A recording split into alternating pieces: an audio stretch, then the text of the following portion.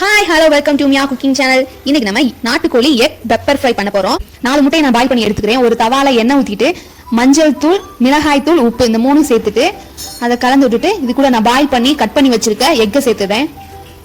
இந்த கிளறி தனியா எடுத்து வச்சிடலாம். இதே தவால வந்துட்டு ஆயில் ஊத்திட்டு கடுகு, ஜீரகம், கருவேப்பிலை இது பொரிஞ்சதும் ஒரு சின்ன சைஸ் பல்லாரியை பொடி பொடியா நறுக்கி வச்சிருக்கேன். இதையும் சேர்த்துட்டு இது வதங்கினதும் தக்காளி, ஒரு சின்ன சைஸ் தக்காளி, 1/2 ஸ்பூன் மல்லித்தூள், கரம் மசாலா, 2 ஸ்பூன் மிளகுத்தூள் இதை சேர்த்துட்டு இதை கிளறினதும் ஒரு முட்டையை நான் உடைச்சு ஊத்திக்கிறேன். இதை இப்படியே கிளறாம ஒரு 2 மினிட்ஸ் அப்படியே வேகனதும் நாம கிளறிடலாம். பெரிய பீசஸ் இல்லாம சின்ன சின்னதா கரண்டியால மசிச்சுட்டலாம். இது கூட நான் ஒரு கைப்பிடி அளவுக்கு கொத்தமல்லி சேர்த்துலாம். நான் ஆல்ரெடி பாயில் பண்ணி வச்சிருக்க எக்கையும் இது கூட சேர்த்துட்டு உப்பு உங்களுக்கு தேவையான அளவு சேர்த்துக்கோங்க. இவ்வளவுதான் நாட்டுக்கோழி எக் பெப்பர் ஃப்ரை ரெடி. நீங்கள் கண்டிப்பா ட்ரை பண்ணி பார்த்துட்டு எப்படி இருந்துச்சு கமெண்ட் பண்ணுங்க. Thanks for